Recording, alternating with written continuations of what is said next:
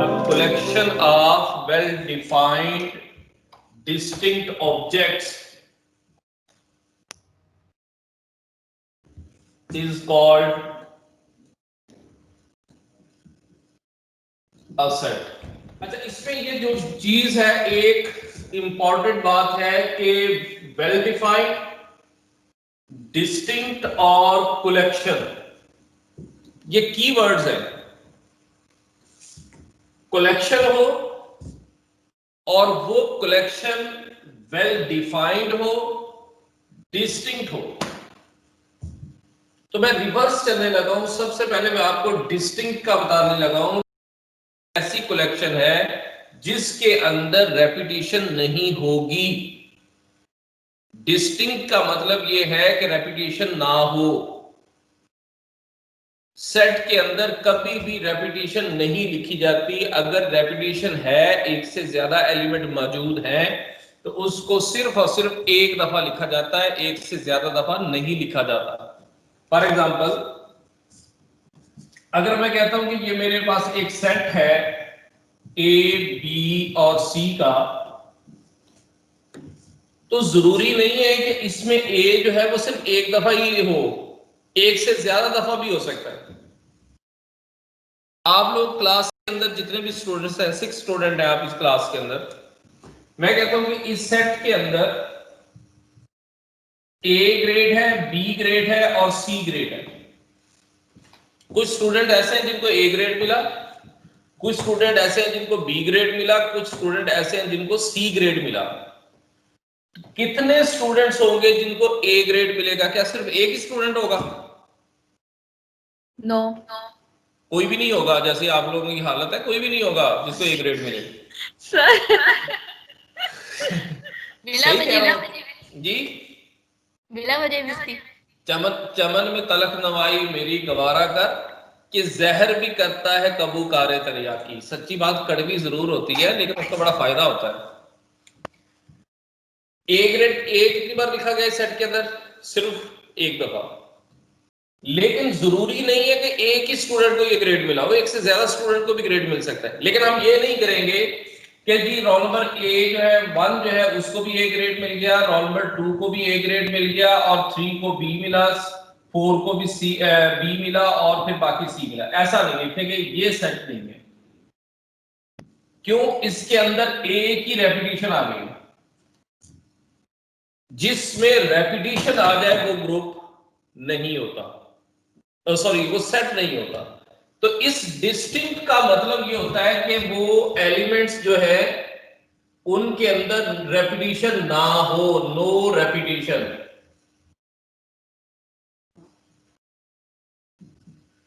No repetition. उसके बाद आ गई बात वेल डिफाइंड की।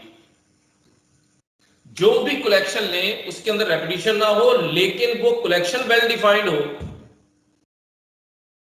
वेल डिफाइंड का क्या मतलब है? मैं एक एग्जांपल लेने लगा हूं। ये एक सेट ले लिया ए और मैंने ये लिखा कि इस सेट के अंदर जो आप स्टूडेंट्स हैं, आप इसमें कुछ स्टूडेंट इंटेलिजेंट हैं,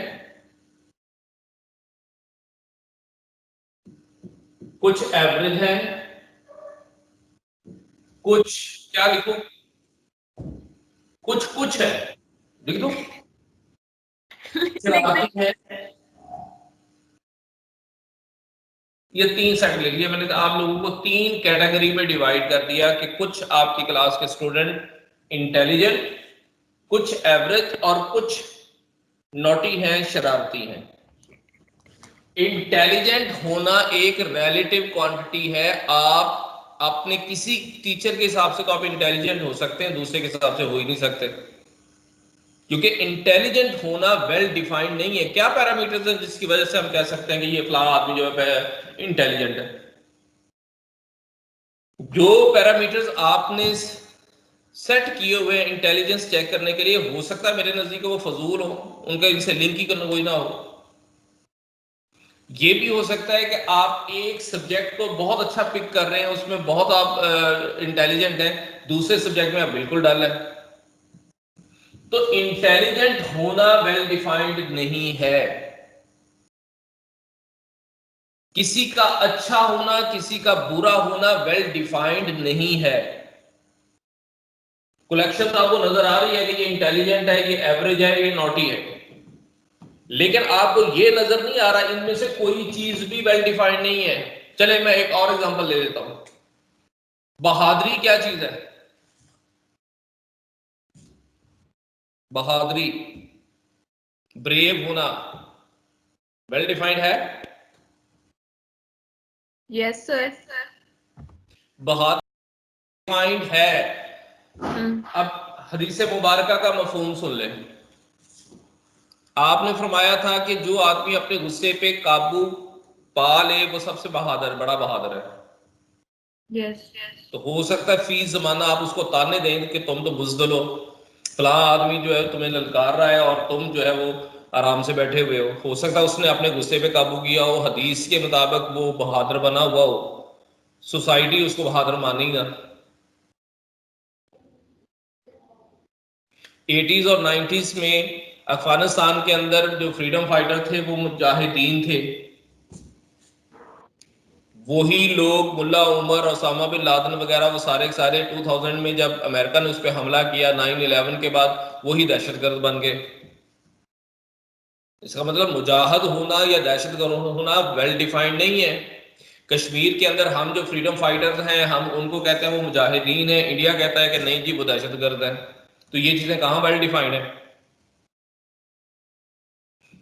इस तरह की चीजें वेल डिफाइंड नहीं होती। ये बात समझ आ रही है? जितनी भी क्वालिटीज होती हैं, जितने भी कलर होते हैं, वो कोई वेल डिफाइंड नहीं होते। कलेक्शन भी होनी चाहिए, कलेक्शन भी होनी चाहिए, और कलेक्शन आपको नजर आनी चाहिए। इस कलेक्शन पे मैं बात करूंगा जिस वक्त मैं आपसे डिस्कस करूंगा एम्प्टी सेट को। अब आप मुझे बताएं, ये जो मैंने लिखा है set a collection of well defined distinct objects, ये दो वर्ड एक्सप्लेन हो गए कि वेल डिफाइंड क्या चीज है और डिस्टिंक्ट क्या चीज है। Yes sir. यस। कलेक्शन ये है कि आपको वो कलेक्शन नजर आनी चाहिए कि वाकई वो 2 4 5 10 लोग मौजूद हैं। अब हम बात करते हैं एम्प्टी सेट क्या होता है। जिसमें कोई एलिमेंट नहीं होता। एम्प्टी सेट क्या है? जिसमें कोई एलिमेंट जिसके नहीं अंदर होता। कोई सेट, कोई एलिमेंट नहीं हो। नहीं हो। सोच ले, सोच के बताए मुझे। जिसके अंदर नंबर ऑफ एलिमेंट 0 हो। जिसके के अंदर कोई एलिमेंट ना हो। ना हो, कंफर्म? यस। वो सेट होगा? Yes sir. होगा। अच्छा जी, आपने ये जो लिखा हुआ है कि सेट के अंदर कलेक्शन होनी चाहिए और खुद ही कह रहे हैं कि एम्प्टी सेट वो है जिसके अंदर कोई एलिमेंट मौजूद ही ना हो। कलेक्शन तो बहुत दूर की बात है, आप तो एक एलिमेंट नहीं मान रहे उसमें। यस सर, तभी तो उसको एम्प्टी का है। तो फिर वो कलेक्शन तो नहीं है, फिर तो वो सेट की डेफिनेशन पे पूरा नहीं उतरता। सेट की डेफिनेशन में उसके अंदर कलेक्शन होनी चाहिए। कलेक्शन हमेशा 1 से ज्यादा हो तब होती है। उसके अंदर तो आप एक भी नहीं कह रहे एलिमेंट, तो सेट कैसे हो गया? एम्प्टी सेट की क्या फिर डेफिनेशन की आप लोगों ने? सर पहले तो वो सेट था ना, बाद में वो एम्प्टी हो गया। पहले सेट था, बाद में एम्प्टी हो गया, और जब वो एम्प्टी हो गया तो फिर वो सेट कहाँ रहा? फिर हम उसको क्या बोलेंगे? मैं आपसे पूछ रहा हूं। सर लेकिन ये वेल डिफाइंड भी है और ये यूनिक भी है। उसकी बाकी जो दो है वो यूनिक की तो बात ही नहीं हुई इसमें। यानी वही। सिर्फ मुझे इसमें कलेक्शन बता दें, कलेक्शन कहां पे है? मुझे कलेक्शन शो करवा दें, कलेक्शन कहां पे है? एम्प्टी सेट में कलेक्शन कहां पे है? इल्म की बात है। हाँ जी। जिस वक्त ये अमानत पहाड़ों पे पेश की गई तो पहाड़ों ने इस अमानत को उठाने से इनकार कर दिया। सूरा आई थिंक अल अहज़ाब, व हमलहल इंसान, और इंसान ने इस अमानत को उठा लिया। और याद है इसके अगले अल्फाज कुरान के यस क्या सर। है? इन्नहु काना ज़लूमन जहूला। बेशक इंसान जालिम भी है, इंसान जाहल भी है। यस। इन्नहु काना ज़लूमन जहूला। और इकबाल का शेर है कि सख्तियां करता हूं दिल पे, गैर से गाफिल हूं मैं। हाय क्या अच्छी कही, जालिम हूं मैं, जाहिल हूं मैं। तो मैं उस तनाजुर में बात कर रहा था। एम्प्टी सेट के अंदर कलेक्शन नहीं होती, लेकिन होती भी है। एम्प्टी सेट के अंदर कलेक्शन नहीं होती और होती भी है। अगर इस चीज को समझे कि मैं क्या कह रहा चाह रहा हूं, मैं एक एग्जांपल देना चाह रहा हूं। सेट ऑफ, अब जरा देखिएगा जी, मैं लिखने लगा हूं सेट ऑफ। चलिए थोड़ा सा जोक के अंदाज में आपको बात समझा देता हूं। सेट ऑफ 5 गधे who have thorns। 5 ऐसे गधों का सेट जिनके सर पर सींग हो।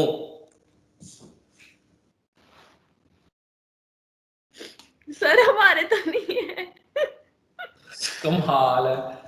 मैथ समझा रहा हूं, मैथ को समझें, कंसेप्ट को समझें, उसको फिर हम मैथमेटिक्स की लैंग्वेज में लेके आऊंगा मैं। 5 ऐसे गधों का सेट जिनके सर पर सींग हो। यस। अब आप ये देखिएगा, 5 कलेक्शन।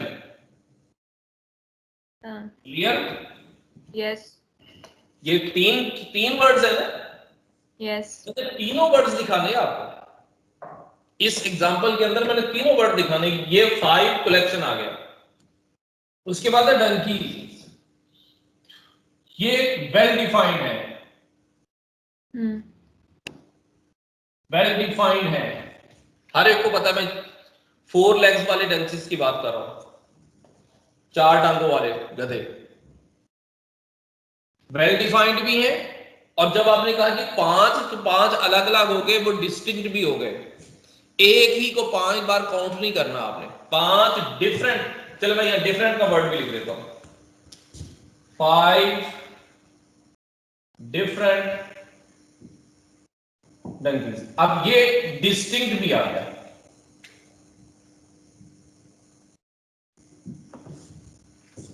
ऊपर मैंने सेट की डेफिनेशन लिखी हुई है, नीचे मैंने एम्प्टी सेट की डेफिनेशन के तौर पे इसको लिखा हुआ है मैंने। मुझे बताएं क्या ये जो मेरी वर्डिंग है जिसको मैं ये बॉक्स के अंदर कर रहा हूं, हमारी सेट की डेफिनेशन से डेविएट कर रहा है किसी भी पॉइंट के ऊपर? किसी भी पॉइंट के ऊपर वो डेविएट नहीं कर रहा। उसमें कलेक्शन भी है, उसमें वेल डिफाइंड भी है, उसमें डिस्टिंक्ट भी है। यस। सारी की सारी चीजें इसमें मौजूद है। अब ये सेट तो हो गया, ये कंफर्म है, ये सेट है। अब जब हम सेट को नरेट कर देते हैं, इस फॉर्म में लिख देते हैं, तो ये नरेटिव फॉर्म बन जाती है। ये सेट के लिखने का एक तरीका है जिसको आप नरेटिव फॉर्म भी कहते हैं, जिसको आप डिस्क्रिप्टिव फॉर्म भी कहते हैं। क्या आपने डिस्क्राइब कर दिया सेट को? यस। ये डिस्क्रिप्टिव फॉर्म है सेट की। अच्छा, जब आपसे कहा जाता है कि जी इसको सेट बिल्डर फॉर्म में लिख दें, आप लिखेंगे x such that x is a donkey who has, सारी क्वालिटीज उसकी लिख देंगे। Clear? Yes sir. Yes sir. लेकिन जब मैं आपसे कहूंगा कि बताएं वो कौन कौन से हैं, फिजिकली बता दें, ताकि मैं उनको यहां लिख दूं, अब आपको कोई नहीं मिलेगा, अब आपको कोई नहीं मिलेगा। ये सेट बिल्डर फॉर्म बन गई, और ये वाली फॉर्म जो है ये टेबुलर फॉर्म है, टेबुलर।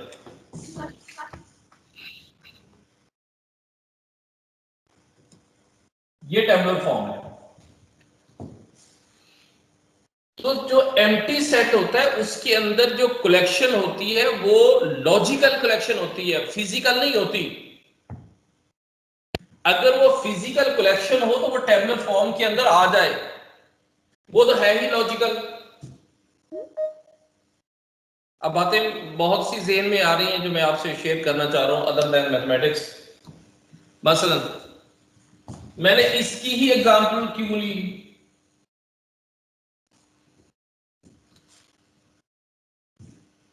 इसकी एग्जांपल कुरान मजीद के अंदर भी मौजूद है। यस। सूरह जुमा के अंदर, आज है भी जुमा। मसलल्लज़ीना हम्मिलुत तौरात सुम्मा लम यहमिलुहा कमसलिल हिमारी यहमिलु अस्फारा।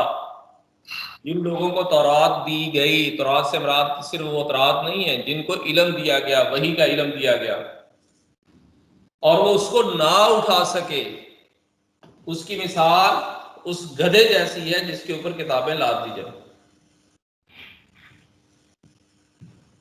दूसरी बात, अब आपको समझ आ गई कि जो एम्प्टी सेट होता है उसके अंदर कलेक्शन होती है, लेकिन वो कलेक्शन लॉजिकल होती है, फिजिकल नहीं होती।